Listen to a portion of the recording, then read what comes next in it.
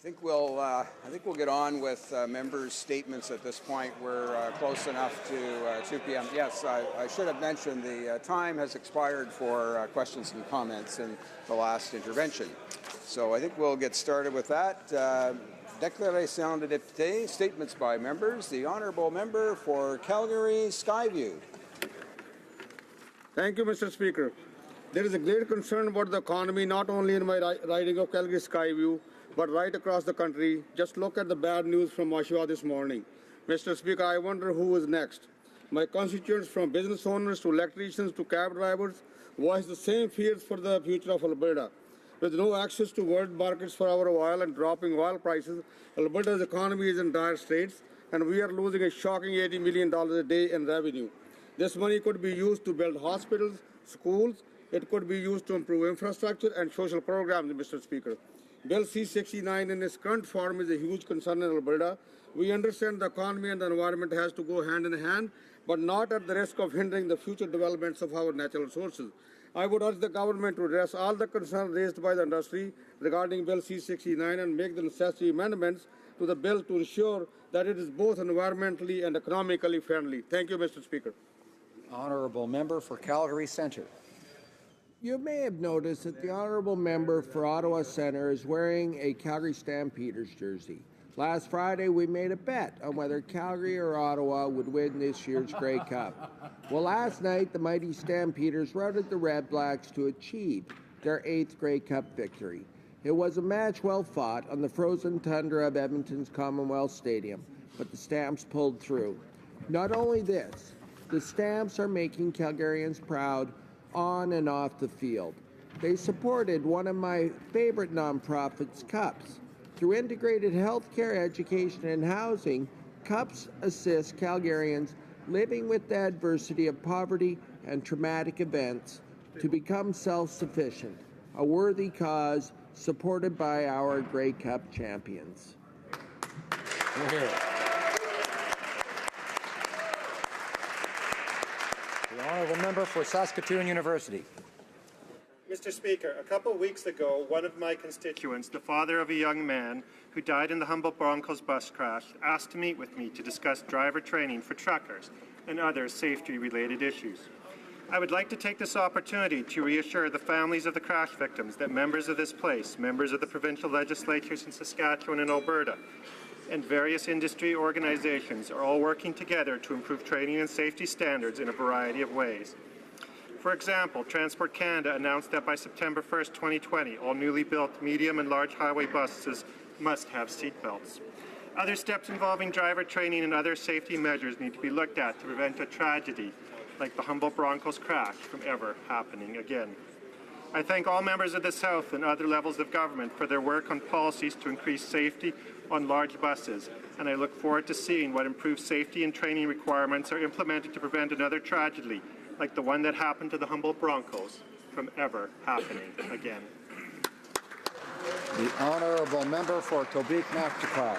Mr. Speaker, I rise today to recognize a committee in my riding that's been in the works for 29 years. Toys for Joy works tirelessly to provide underprivileged families with the gift of Christmas in the northern end of my riding, families from Grand Falls, Saint-André, Drummond, and New Denmark. This year they're having a toy drive on Saturday, December 1st, and will be accepting cash donations and new gifts, along with monetary donations and donations of empty bottles and cans. Bouet et canette vide. Each year, the Toys for Joy Committee provides for over 250 families, totaling more than 500 children. The committee relies on donations only, and each year the success is made possible with the help of countless volunteers, the committee itself, and the generous donations from individuals and businesses. Thanks to the generous giving of all who contribute, and which impacts on so many families in need. Help us bring a smile to a child this holiday season. And last but not least, a happy birthday to my son Jack. Happy birthday to your son Jack.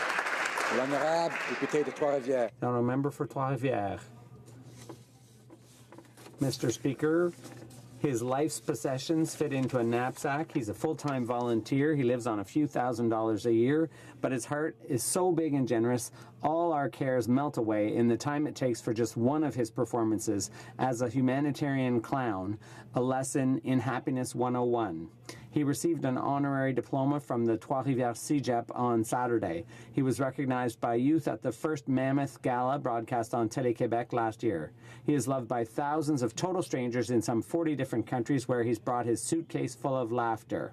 Guillaume Vermette deserves our respect, recognition, and support. I'm not sure if he's right when he says everyone can do like him and follow in his footsteps by spreading a little sunshine in the darkest places. One thing's for sure, though, he certainly pulled it off. 1 minute isn't enough time for me to introduce him to you, so I'll just put in a plug for his website where you can discover and support the works of Guillaume Vermette, humanitarian clown. Guillaume, we love you. Saskatoon, Grasswood. The honourable member for Saskatoon, Grasswood. Thank you, Mr. Speaker. The 2018 Canadian Football Hall of Fame induction class was honoured at the Grey Cup festivities in Edmonton. The class included Scott Flory, who had a storied career with the University of Saskatchewan Huskies, and of course the Montreal Alouettes. In college, Flory enjoyed a five-year career winning 2 Vanier Cup championships. He, of course, was drafted by Montreal and was a mainstay along their offensive line for 15 years. The 6'4", 300-pound guard was a 9-time CFL's All-Star. Twice he was named the league's outstanding lineman. Flory, of course, was part of the Alouettes that played in 8 Grey Cups in an 11-year span, capturing 3 championships.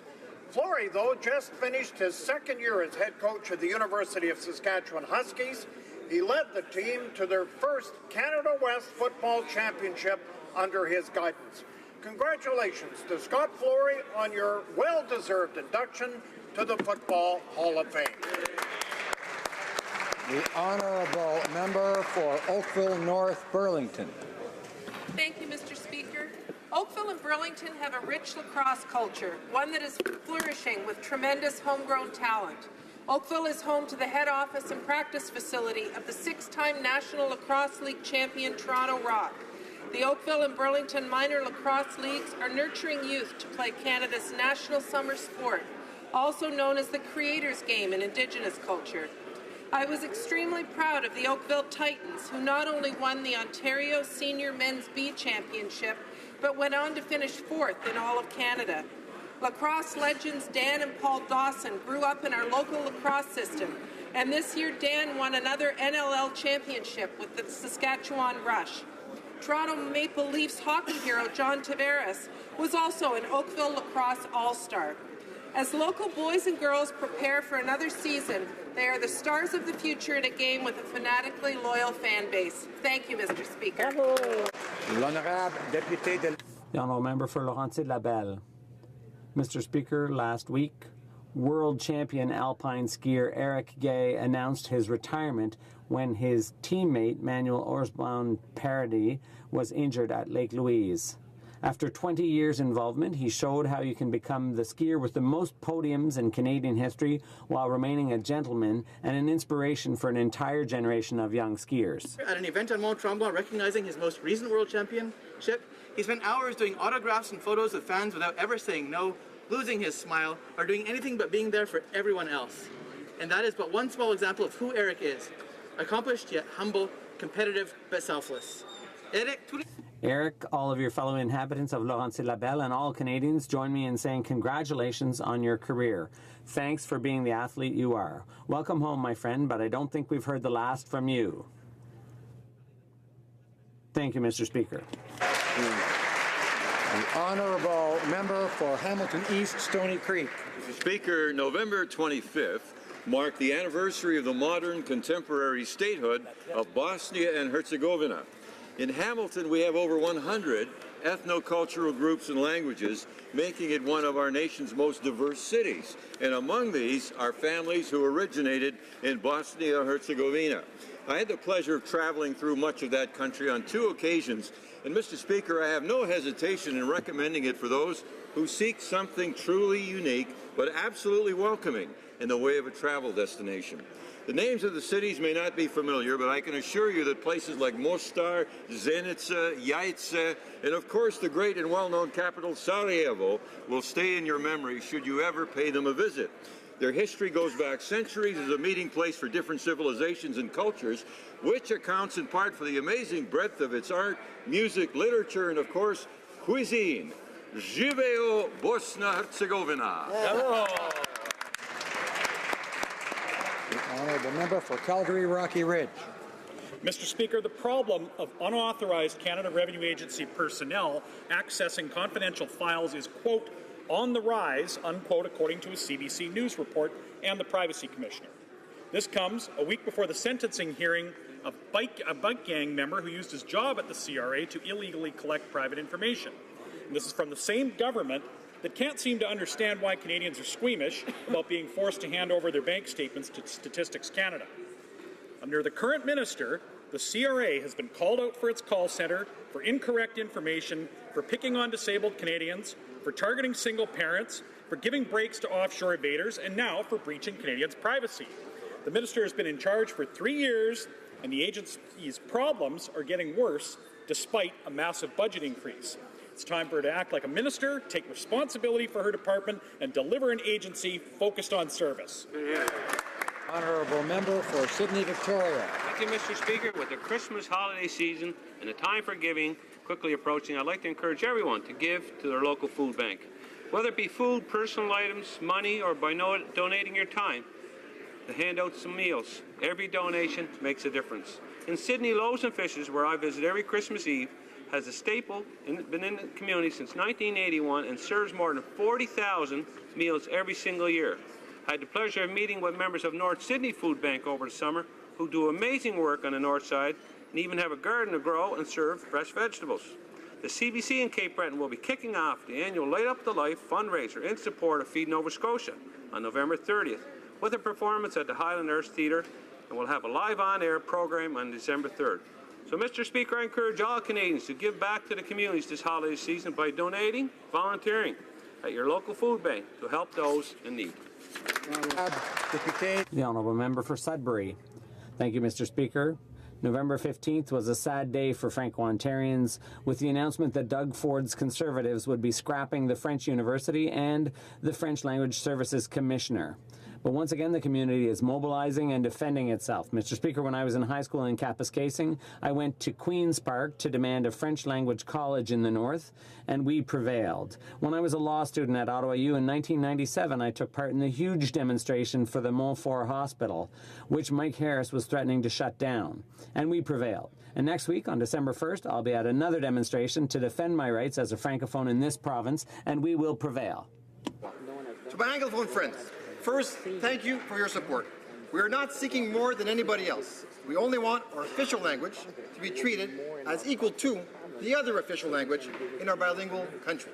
I think so. With that, I'd like to quote to my Franco-Ontarian brothers and sisters the words of Michel Gratton, the author of the book about the Montfort crisis. Take heart, our cause is just. Thank you.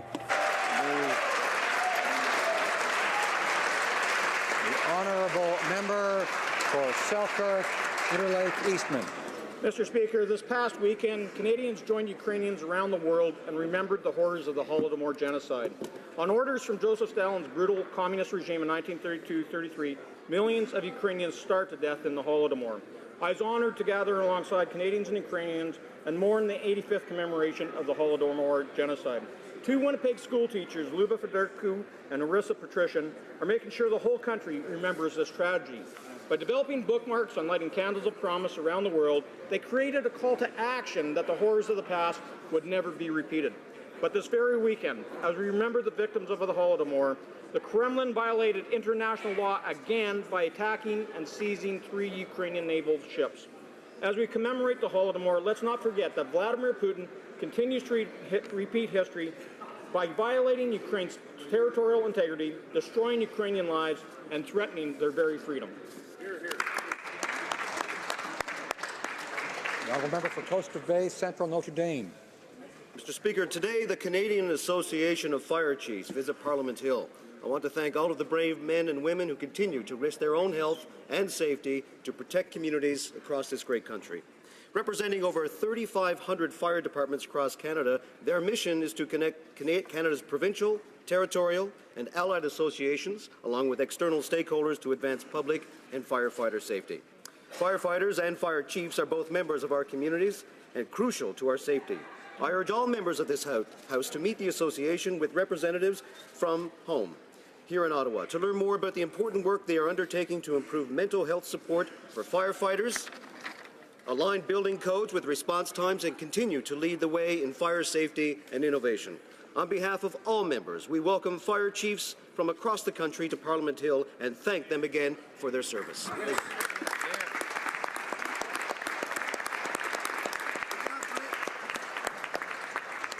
The honourable member for London Fanshawe.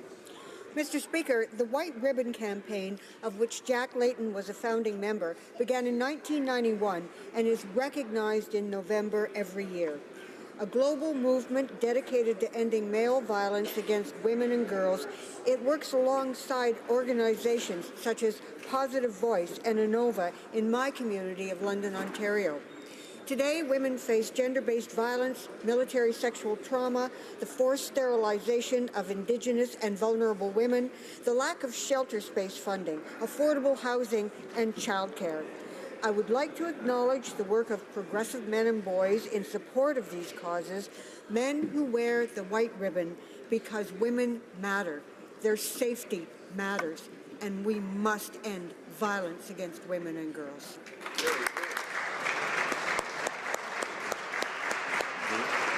The honourable member for Grand Prairie Mackenzie. Mr. Speaker, when the Finance Minister was asked this weekend what it would take for the Liberals to finally do something to help the Alberta energy sector, the Minister responded and said that Liberals would only help once there was a consensus from Alberta.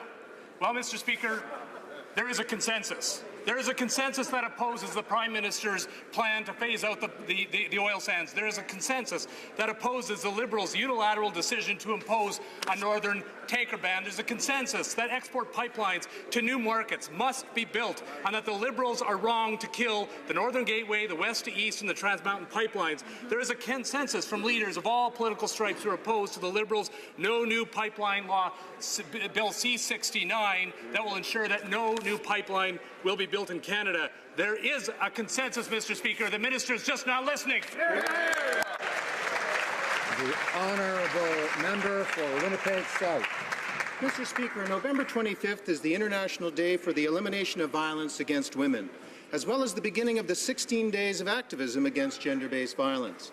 From now until December 10th, use the hashtag MyActionsMatter or hashtag MesGestsComptent to share your messages of support and solidarity. This year, Status of Women Canada again partnered with the Canadian Football League, as well as the United Steelworkers and the Ending Violence Association of Canada on a campaign to end violence. Call it out.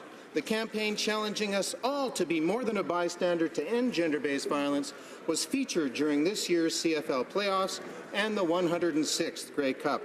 Everyone has a role to play in ending gender-based violence, Mr. Speaker, and when we work together, we can help change the attitudes that contribute to it. Thank you, Mr. Speaker.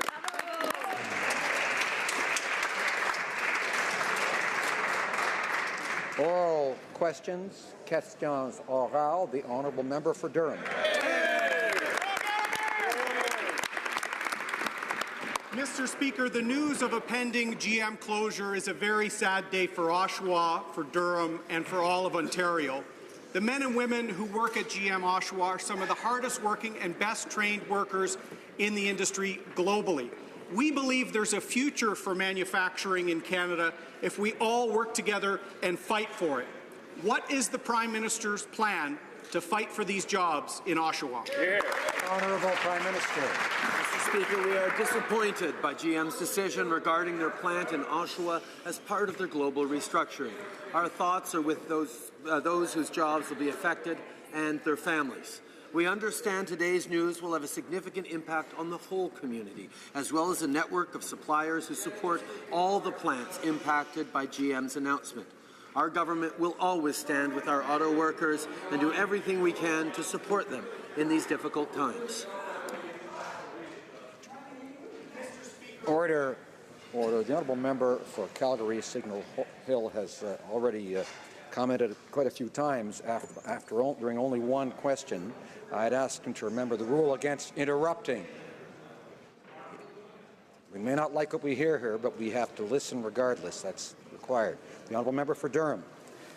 Mr. Speaker, the families in Oshawa need to hear that the Prime Minister hasn't already given up on a century of the auto industry in our community. We have the best workforce supported by suppliers across Ontario, and that ensures that we remain one of the best jurisdictions ready to build a car.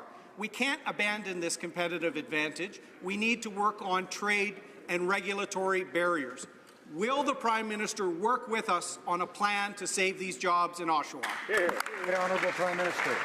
Mr. Speaker, last night I spoke with the CEO and chair of GM, Mary Barra, to tell her how disappointed we were with this decision, and this morning spoke with Premier Ford to talk about how we were going to work together to support the workers in Oshawa and across the region who are going to be affected by this decision. We will be working together on this one in a way that is not political, because we know that being there to support the workers in this region is what people expect of all of their orders of government. Member for Durham. Mr. Speaker, it's well known that steel and aluminum tariffs are impacting manufacturers across Ontario, including those in the auto industry. And now Canada's retaliatory tariffs are raising prices and leading to layoffs. Can the Prime Minister tell this House if General Motors spoke to his government about trade and tariff concerns impacting competitiveness in Canada? Honourable Prime Minister. Mr. Speaker, I highlight that General Motors, like many auto companies and many industries across Canada and across the United States, were partners on us in negotiating the new NAFTA deal in holding the trade between Canada and the United States as firm and as protected as we possibly could. We also recognize that there is more work to do to eliminate the steel and aluminum tariffs that are so unjustly imposed, and that's why we continue to stand with the workers in the steel and aluminum industry, and indeed in other industries, as we move forward to keep them safe. The honourable member for Mégantic-L'Érable. Mr. Speaker, a plant closure hurts. It hurts even more when the plant has been the heart of a region and the Canadian economy for more than a century. Today, more than 2,500 workers and their families learned that they have at most 1 year left working for GM in Oshawa. Mr. Speaker, these workers are the best in the industry. It's in their blood. We are with them during this terrible loss. Mr. Speaker, is the Prime Minister willing to stand with us and fight to save these jobs? The Right Honourable the Prime Minister. Mr. Speaker, we are disappointed in GM's decision in the frame of global restructuring. We know that the plant and families and workers will be affected by this closure, and we know that it will have an important impact on the network of suppliers for the plant as well as all of the region. Our government will always stand with our auto workers, and we will work as hard as necessary to help support them during this difficult time. The Honourable Member for Mégantic-L'Érable. Mr. Speaker, the GM's announcement that it would be closing its Ottawa plant in December 2019 is terrible for workers, but also for the entire Canadian economy. What workers want to know is if their elected representatives are willing to fight to secure the future of the automobile industry in Canada. Mr. Speaker, we mustn't let up today, because that would send an even more devastating message for the thousands, tens of thousands of jobs in the automobile industry. What is the Prime Minister's plan to guarantee the survival of the plant in Oshawa and the jobs of thousands of Canadians who have been working so hard to be the best in the industry? The Right Honourable the Prime Minister. Mr. Speaker, obviously our thoughts are with the GM workers and their families. This morning I spoke with Premier Ford, and we agreed that we would work together to help these workers. The automobile sector is solid, and it is in a unique position to ensure the design and manufacture of cars for today and tomorrow. We have highly qualified workers. Canada and its auto industry workers are on the front lines of innovative technology and clean technology that is the future of this industry, and we will always support our workers. The Honourable Member for Rimouski, Nejet, Témiscouata, Les Basques.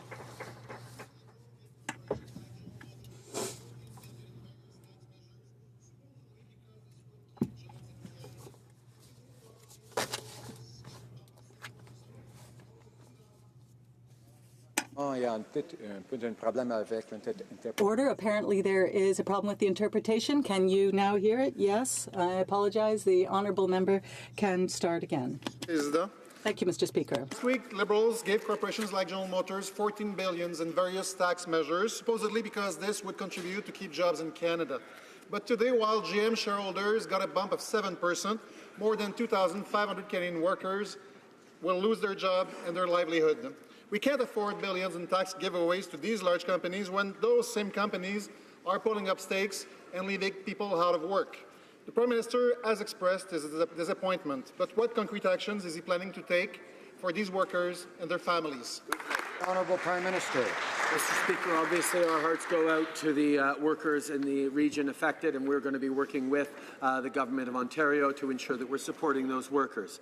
But our support for the auto sector is a key part of our plan to create opportunities for Canadians. From day one, we have taken steps to make Canada's automotive manufacturing sector more globally competitive and innovative. We have announced over $5.6 billion in automotive sector investments in Canadian operations, creating and maintaining tens of thousands of good middle-class automotive jobs. As we look to the future, we're developing a plan that will focus on new initiatives. L'honorable député de Rimouski, Nejet, Témiscouata, Les Basques. Sur une autre question, Monsieur le Président, le Premier ministre prétend qu'il est... On another issue, Mr. Speaker, the Prime Minister claims that he is progressive and feminist. Does he know that in 1981 there was a postal general strike that lasted for 41 days, but the government did not become involved? Does he know that after those 41 days, the parties came to an agreement, and for the first time in the history of the Federal Public Service, collective bargaining resulted in maternity leave? That's what you get under free collective bargaining.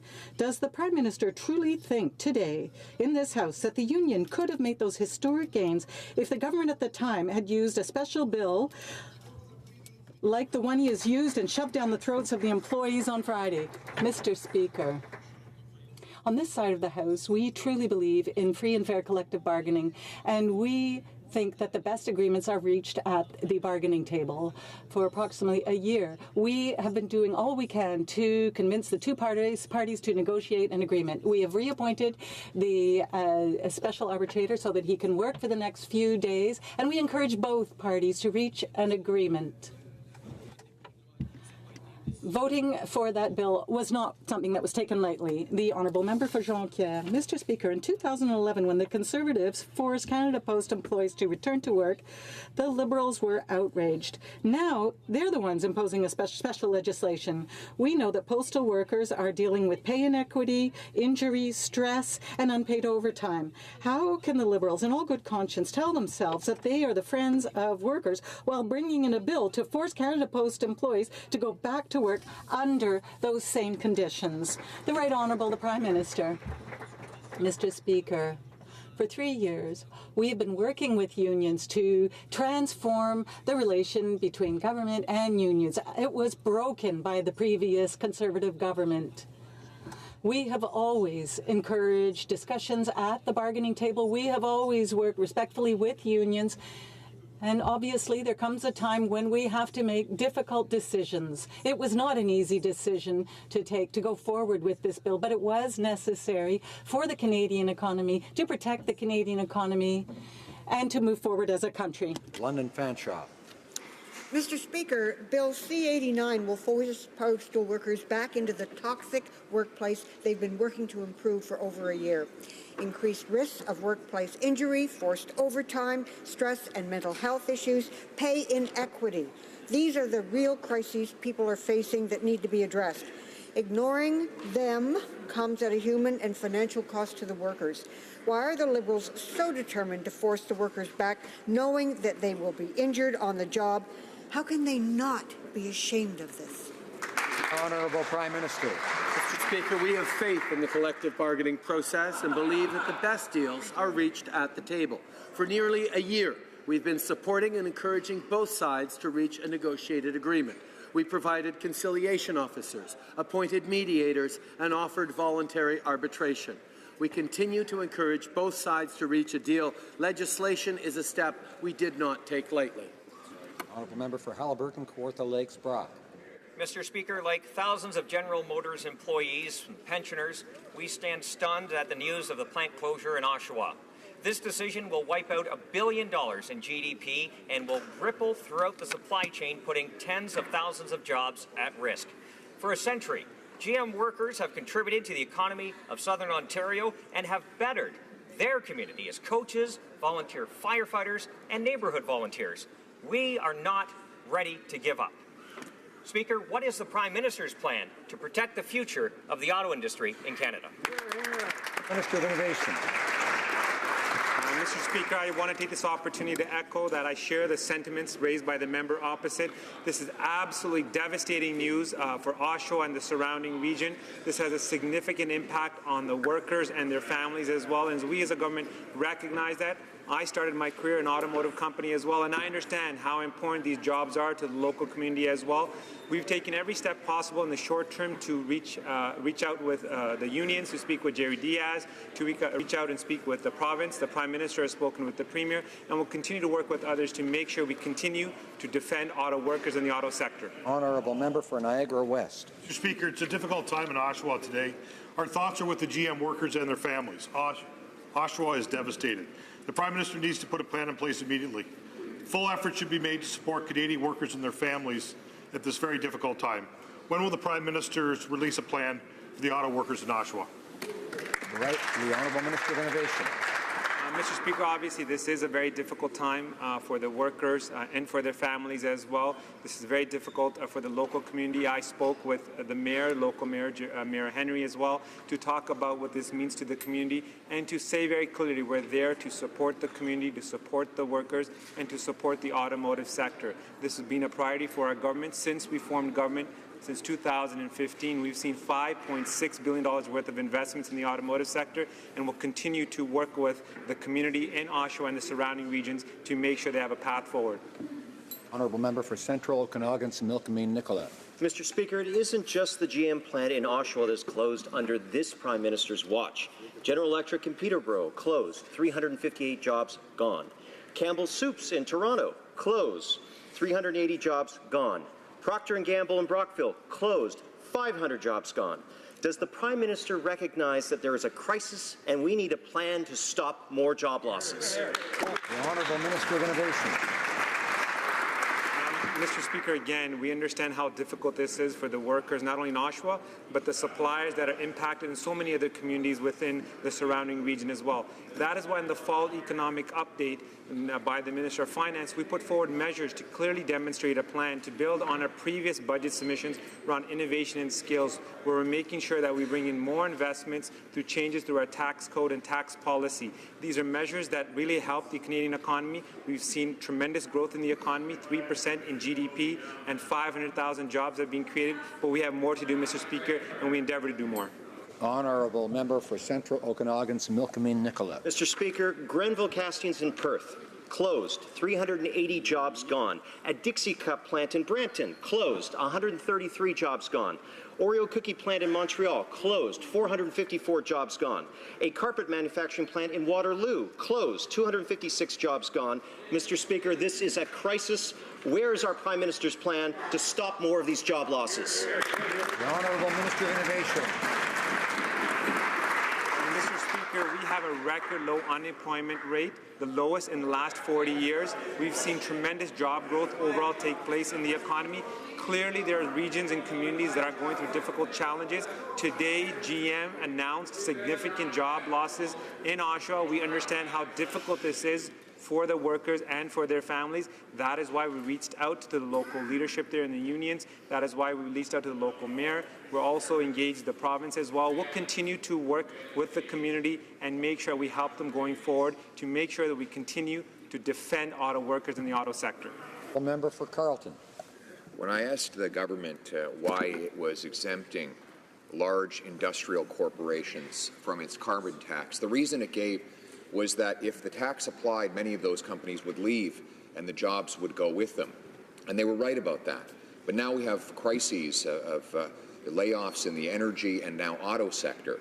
If the government will not agree with us to scrap the carbon tax altogether, will they at least agree to put it on hold while we figure out what to do about this terrible jobs crisis?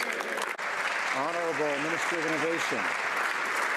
Mr. Speaker, since we formed government in 2015, and let's talk about the automotive sector, we've used the Automotive Innovation Fund, and ultimately we changed it to the Strategic Innovation Fund. This is a $2 billion fund that has helped bring forward many investments in Canada, specifically in the automotive sector. The 37 projects that we put forward have leveraged $4.1 billion of investments in the automotive sector, and overall the sector has contributed $5.6 billion since 2015. This has helped create and maintain thousands of jobs, Mr. Speaker, and we'll continue to work harder to make sure we protect these jobs. The Honourable Member for Carleton. Well, nobody is saying that the government isn't spending enough money. They're spending money everywhere. Their deficit is 3 times what they promised. But this carbon tax will make it more expensive for businesses to operate, to heat their plants, to power their machinery, to transport their goods. These are costs that other countries do not face because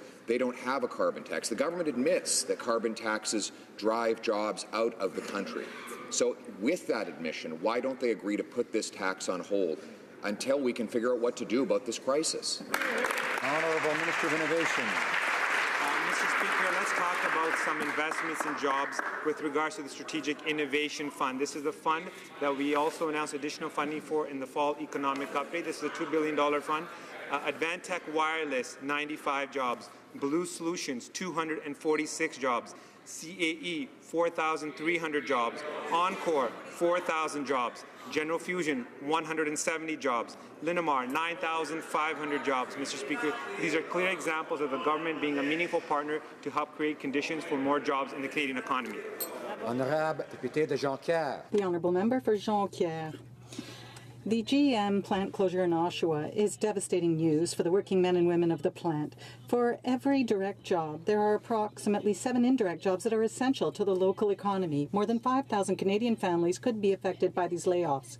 The NDP was right in calling for a national auto strategy. GM decided to take the green shift, but clearly our automobile sector is not ready to adapt. Why did the government ignore the future of the auto sector? Where are the concrete measures to modernize the industry and keep good jobs? The Honourable Minister of Innovation. Mr. Speaker, I am very disappointed in the decision that was taken today by GM. My thoughts are with the workers, their families, and their communities, all those who are affected by the announcement. I understood that this decision was taken in the context of global restructuring that will affect their operations and their estates in the U.S. and Europe as well. This is terrible news, and I understand the feelings of the workers and their families. In Mountain. Mr. Speaker, last week the Liberals give companies like General Motors $14 billion in tax giveaways, saying it would protect jobs here in Canada. Less than 5 days later, GM announces its plan to close its Oshawa plant, shattering the lives of more than 5,000 families with the ripple effect. This is devastating for the Canadians who have mortgages and kids in school. The Liberals must step in and do whatever it takes to protect these jobs. Will the Liberal government invest in hybrid and electric car manufacturing as part of a national auto strategy? What is the government plan to save these jobs? Bravo! Honourable Minister of Innovation. Mr. Speaker, we know again this is a very difficult time for the workers in Oshawa and in the surrounding region as well that have been told that these jobs are being eliminated. That is why we're going to work with the local municipal leadership, with the province, the unions, to put forward a plan to really assist these workers as they're going through this transition. But in the meantime, we have put measures in place that have secured additional jobs, particularly in the automotive sector. $5.6 billion worth of investments have been made in the automotive sector since 2015, largely due to our measures around the Strategic Innovation Fund. We'll continue to support the auto workers, Mr. Speaker. The Honourable Member for Richmond, North Athabasca. Mr. Speaker, for over a week, 10 days exactly, the Prime Minister and the Minister of Official Languages have been using official languages for partisan purposes with the sole intent of making political games. Unfortunately, that is not the right attitude to take towards official language communities in the country. And I would say that at this time it especially affects Francophones in Ontario. The government has to end this harmful approach and find a solution, because there are clearly solutions. So my question to the Minister of Official Languages is, what is their intention to do concretely to support all Franco-Ontarians today? The Minister of Official Languages. Thank you, Mr. Speaker. We have no lessons to learn from the Conservatives. The reality is that we have invested billions of dollars in official languages, the biggest investment in the history, $500 million of new money. I had the opportunity last week to announce the Court Challenges program. This is a program that is necessary to defend language rights, and this program was abolished by the previous Harper government, and now it's going to be very useful for all Francophones who want to be able to defend their rights.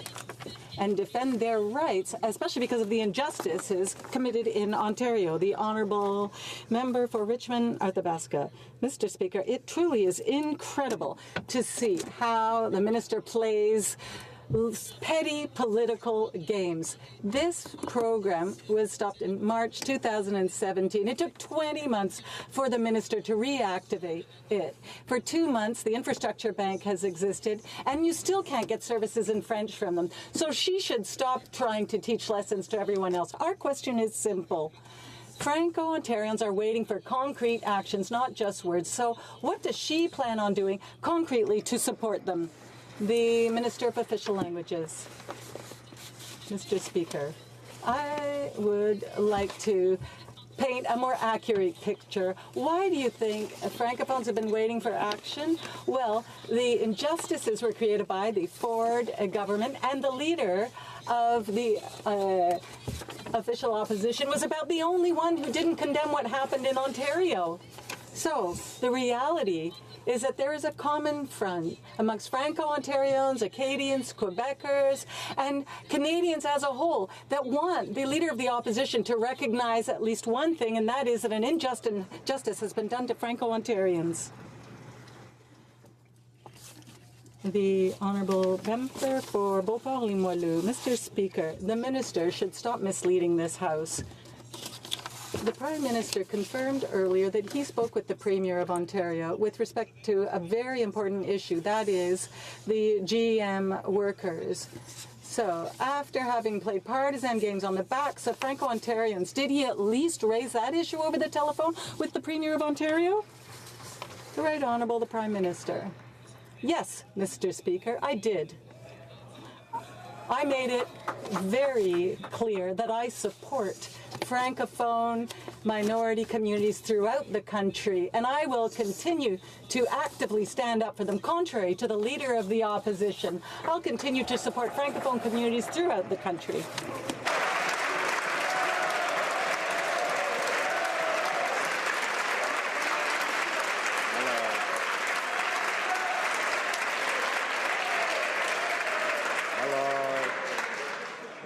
Order. Order, please. Order. The Honourable Member for Beauport, Côte-de-Beaupré, L'Orléans, Charlevoix. Thank you, Mr. Speaker. I'm pleased to see that we all want to stand up for Franco-Ontarians in this House. Mr. Speaker,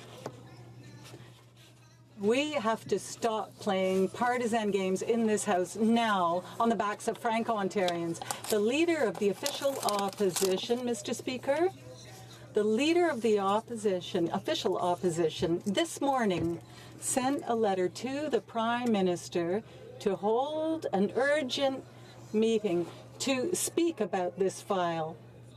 Will the Prime Minister accept that hand that is being extended or not? Order. The Honourable Minister of Official Languages. Mr. Speaker, it's been 11 days since that famous Black Thursday. 11 days for the Leader of the Opposition to start considering the issue.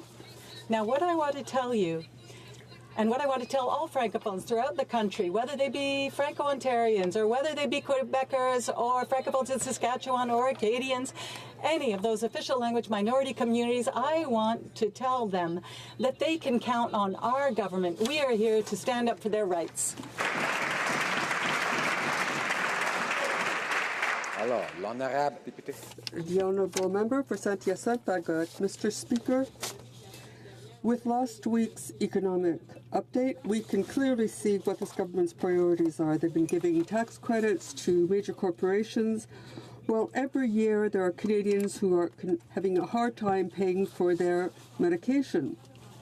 This is unconscionable, especially given that the PBO showed that pharmacare would save money. When will the government take concrete action, act for families and all Canadians, and bring in pharmacare? The Honourable Minister of Health. Thank you, Mr. Speaker. Mr. Speaker, Canadians are proud of their healthcare system, which depends on the ability to fare, but we know we can do better. So this is why we've introduced an advisory committee on medication insurance. They will begin their work in 2019. Thank you, Mr. Speaker. Last week, the Liberals gave $14 billion in tax breaks to rich corporations and left families struggling to make ends meet.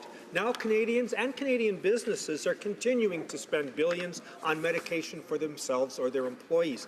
A universal single-payer pharmacare system would save Canadians and small businesses billions of dollars, but the Liberals chose to invest in the 1% instead of helping those in need. Mr. Speaker, will the Liberals help people by implementing a universal single-payer pharmacare system, or will they keep giving handouts to the richest corporations? Honourable Minister of Health. Mr. Speaker, Canadians are proud of their publicly funded healthcare system, one that's based on need and not on their ability to pay. But we also recognize that we can do better. Canadians should not have to choose between paying for medication or putting food on the table. That is why that in Budget 2018, I was proud that we launched the Advisory Council on the implementation of a national pharmacare program. The committee has been having a national dialogue with Canadians, and I look forward to receiving their report in spring of 2019. Thank you, Mr. Speaker. Honourable Member for Scarborough Agincourt.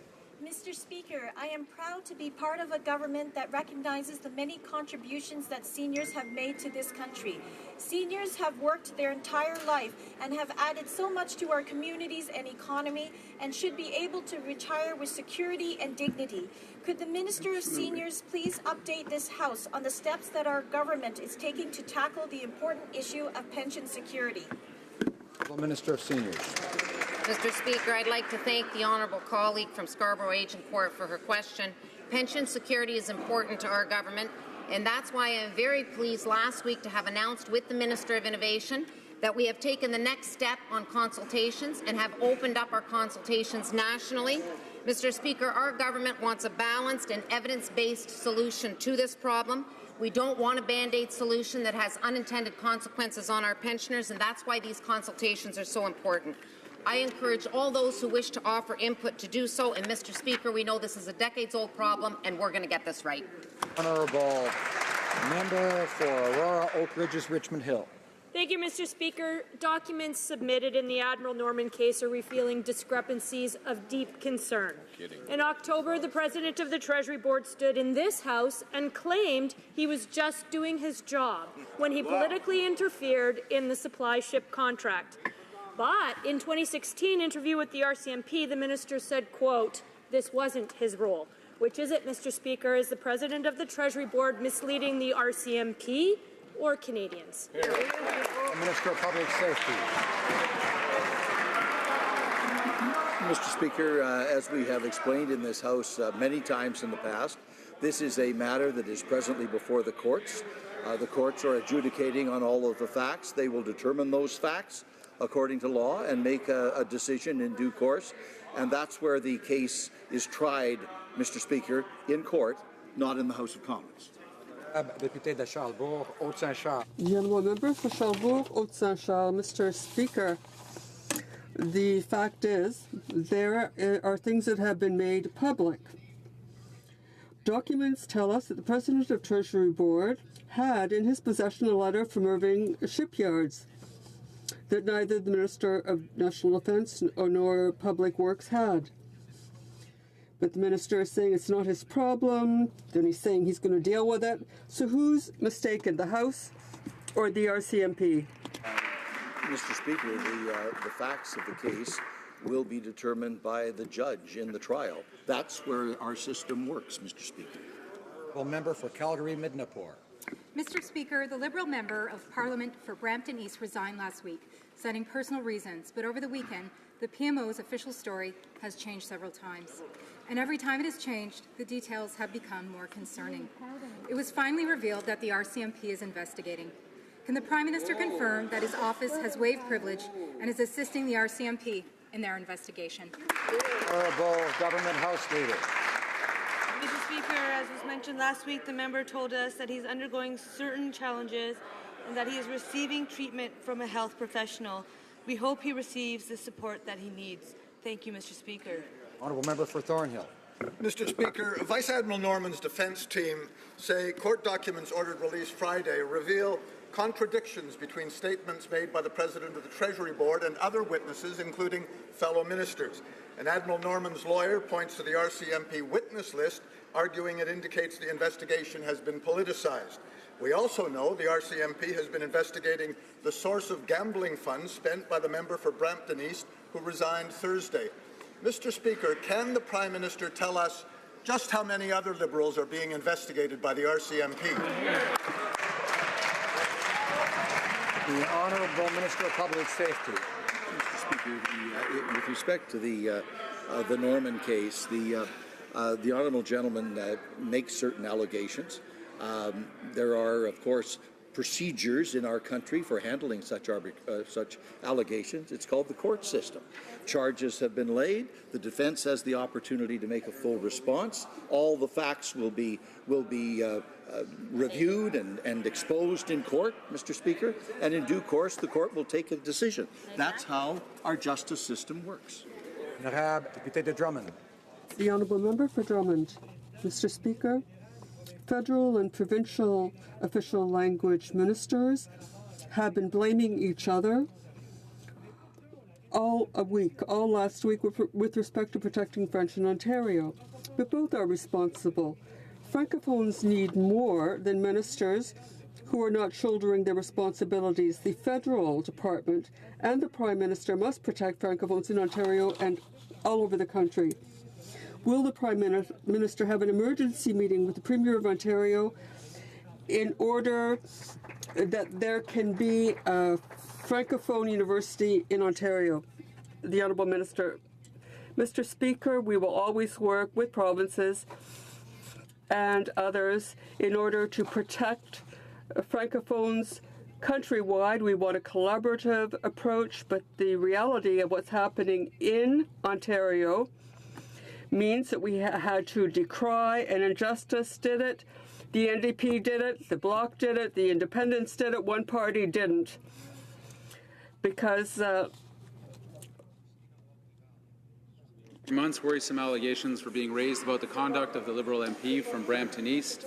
The Prime Minister issued a statement citing serious personal challenges, significant gambling debts, potential and serious conflicts of interest, now an investigation by our own Ethics Commissioner, as well as an investigation by the RCMP and FinTrack raise even more serious questions. Canadians want to know the answer to one very important question from the Prime Minister, and only he is fit to answer it. When did the Prime Minister first know of these serious allegations, and what did he do about it?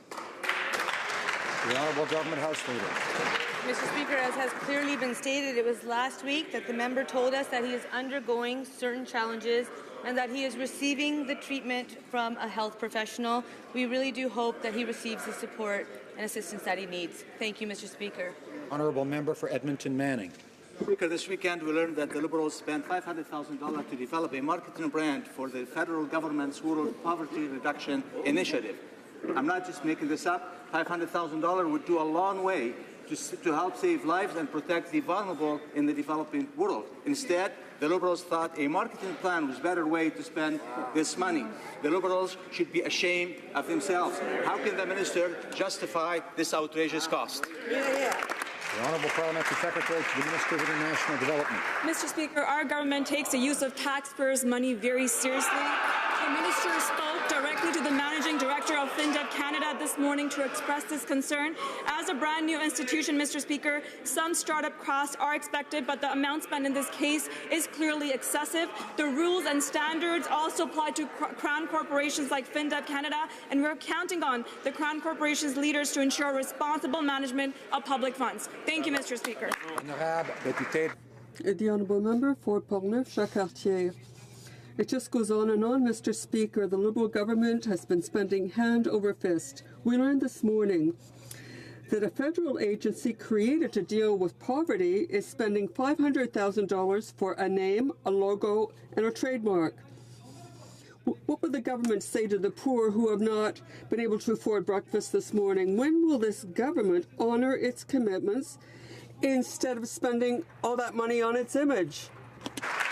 Mr. Speaker, as I've said, Mr. Speaker, FinDev Canada is one of our new international aid financing tools designed to raise private capital and generate investment in developing countries. Ultimately, FinDev Canada will generate investments that will have a real impact on the poorest and the most vulnerable, including women and girls around the world, Mr. Speaker. As a brand new institution, some startup costs are expected, but the amount spent in this case is clearly excessive, Mr. Speaker, and we're counting on the Crown Corporation's leaders to ensure responsible management of public funds. Thank you, Mr. Speaker.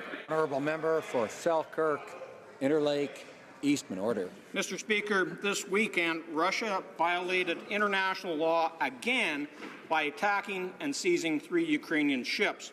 Russia continues to escalate tensions in the region by invading Ukraine, launching multiple cyber attacks, and threatening free and fair elections around the world. This government needs to realize that Putin is provoked by weakness, and we must make Ukraine stronger. Will the Liberals finally give Ukraine the lethal weapons it needs and sanction all the Russian crooks who are violating our international peace, safety, and security? Minister of Foreign Affairs. Mr. Speaker, let me be very clear. Canada strongly condemns Russian aggression towards Ukraine in the Kerch Strait, and we call on Russia to immediately release the captured Ukrainian crew and vessels. Yesterday, I spoke on the phone late last night with Ukraine's Foreign Minister, Pavlo Klimkin, and assured him of Canada's strong support. I've been directly in touch with Jeremy Hunt, the Foreign Secretary of the UK, and Federica Mogherini, the High Representative of the European Union. We're working closely with our allies. We strongly support Operation Unifier, and we are in close touch with Ukraine on this. Honourable Member for Whitby. Mr. Speaker, in my town of Whitby and Oshawa and Durham region as a whole, there are many who are feeling the effect of today's announcement by GM. The auto workers and families who live in the region are a critical part of our community and economy. Mr. Speaker, they are friends and neighbors, and I want to assure them that we are here for them during this very difficult time. Mr. Speaker, can the Minister please share with the House what our government will be doing to help the workers and their families impacted by GM's decision today? The Honourable Minister of Innovation. Mr. Speaker, I'd like to take this opportunity to thank my colleague from Whitby for her advocacy and her hard work in really defending her community and defending the automotive sector. As she's highlighted, this is devastating news. This is very difficult for the community, and of course, our hearts go out to the workers as well. We have been very clear that we're going to defend the automotive sector. We have put measures in place to do so. The Strategic Innovation Fund is one such example, and we're going to work with the province and the unions on a path forward to make sure we defend the automotive sector and the automotive workers. Honourable Member for Red Deer Lacombe. Mr. Speaker, the Liberals have admitted on multiple occasions that Russia has interfered in the last federal election, but they've refused to give any details to Canadians. Canadian elections belong to Canadians, and we have a right to know how our elections have been influenced by foreign entities. But instead of being transparent and open, the Liberals refuse to say how the Russians manipulated the last election. Why won't the Prime Minister come clean with Canadians and take foreign influence in our elections seriously? The Minister of Democratic Institutions. Thank you, Mr. Speaker. And as my honourable colleague knows, foreign interference in our elections is absolutely we do not support it at all. And this is something that all colleagues in our House, all colleagues in this House should get together on to ensure that we are not politicizing this issue. In fact, Bill C-76 has important measures in place to ensure that we are not enabling foreign funding of our, in any event in advertising for our elections, that we are ensuring that we are protecting the integrity of our elections. And this is something, Mr. Speaker, that is above partisanship, and we are working hard with all of our national security agencies to ensure The honourable member for Trois-Rivières. Mr. Speaker, more than 2 months ago, I asked the Minister of Innovation to say when there would be a solution to getting victims of pyrrhotite out of the grey zone, i.e. a scientific study. His office informed me that there would be an agreement signed, a protocol of research signed very soon. Can the minister say where things stand with respect to the signature and the length of the study? The Honourable Minister. Mr. Speaker, I'd like to thank my colleague for his question. My government recognizes just how important it is to be careful in new buildings in Canada. We are partnering with the University of Laval in a study. This collaboration with researchers will find a limit, just how much sulfur can be in building materials. International Day for the Elimination of Violence Against Women. November 25th also marks the beginning of the 16 days of activism against gender-based violence. Les statistiques montrent que the statistics show that women and girls are more at risk of being victims of violence than are men and boys. We know that every 6 days, a woman in Canada is killed by her intimate partner. The status of women give us ideas of ways we could all get involved in the efforts to end gender-based violence once and for all. Good question. Honourable Minister. Mr. Speaker, thanks to the courage of silence breakers, we now understand more than ever that gender-based violence hurts families, individuals, and it scars for life. It also costs our economy, Mr. Speaker. $12 billion a year is what domestic violence alone costs our Canadian communities.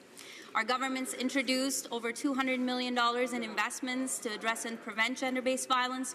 We kicked off 16 days of activism with a partnership with CFL to show that men are part of the solution. Over the next few days, we'll be announcing investments on addressing campus violence and also, Mr. Speaker, ensuring that communities are supported through The Honourable Member for the Ville-Binière. Mr. Speaker, the government's approach with respect to the third link seems extremely timid or even non-existent. Members for Louis-Hébert and Quebec are, it seems, not up to the task of defending these regional files. The third link would allow for economic expansion without precedent in the Greater Quebec area. Mr. Speaker, when will the Liberal government show leadership and support this promising project that is the third link between Lévis and Quebec? When?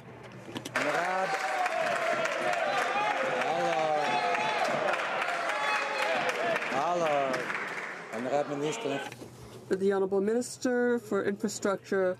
Mr. Speaker, I'd like to thank the Honourable Member for Lot-Binière for his theatrical talent. But last week, Mr. Speaker, in consultation with the members for Louis-Hébert and the member for Quebec, we discussed the 287 infrastructure projects that are underway in Quebec City. We will continue to invest in public transit, and when a project comes up for the third link, we will look at it with interest. The Honourable Member for the Pontilly. Mr. Speaker, don't look for any transition to a green economy in the economic update. Once again, they're subsidizing big oil rather than green transit. It's hardly a surprise. According to Oil Change International, Ottawa has invested $62 billion in fossil fuels. $62 billion compared to $5 billion in clean energy. It's as if the Conservatives were still in power. When will the federal government stop wasting Quebecers' money on businesses that accelerate climate change. The Honourable Parliamentary Secretary. Economic statement included specific measures to encourage manufacturers to invest in clean equipment, among other things. Mr. Speaker, I would never compare our record in shame to the Conservatives, who after 10 years only were able to achieve reductions in emissions by shrinking the economy. Mr. Speaker, we are investing in public transit. We are putting a price on pollution. We are investing in the clean economy. I couldn't be more prouder to be part of this government because we're finally taking the environment seriously while we grow the economy at the same time. The Honourable Member for Repentigny. The economy, energy should not be coming from fossil fuel. If the government does not transition to a green economy, it's the young people who will have to pay for it. This is why Environnement Jeunesse is making a class action suit against Ottawa because it has betrayed its commitments to fight climate change. That's where we are now. Is it really necessary for the government to be dragged into court by young people in order to stop subsidizing big oil? Merci, ma collègue de... Mr. Speaker, I thank my colleague for Repentigny. We've made historic investments in infrastructure, more than 80 billion so far. But we have invested 30 billion in public transit and 20 billion in the transition to a green economy. We want an economy that is modern, resilient, and green. That's what we want for Canadians. Thank you, Mr. Speaker. My question to the Prime Minister is this. On Sunday, December 2nd, the 24th Conference of the Parties on the Climate Convention will convene in Poland. The report of the IPCC on the imperative that the planet hold to 1.5 degrees C and not above it in global average temperature is on that agenda. Will Canada lead and commit to improving our plans such that we are on a pathway to 1.5 and help lead the world there? The Right Honourable Prime Minister. Mr. Speaker, I thank my colleague for her dedication, her passion on the environmental file. Let us face the facts. Climate change is real. Climate change is man-made. We must act to fight it. That's why we're working hard to meet our 2030 targets, knowing there will be more work to do after that. After a decade of international abandonment on the environmental file under the Conservatives, Canada has returned as a leader at COP. We will continue to tackle climate change both at home and abroad. Order. Honourable Member for Richmond Arthabaska on a point of order. Mr. Speaker, with what's going on in Ontario these days with French language services and the French University, I call for the unanimous consent of the House for the following motion: that the House call on the Prime Minister to use his authority to develop a plan to ensure that the federal government works in partnership with the governments of Ontario in all projects going to Francophone services in Ontario, and that for this plan to be tabled by December 1st of this year. Order.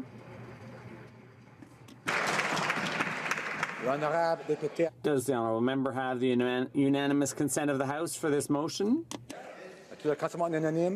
Unanimous consent?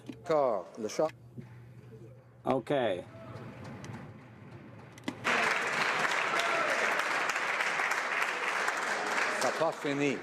I'm not finished. The House has heard the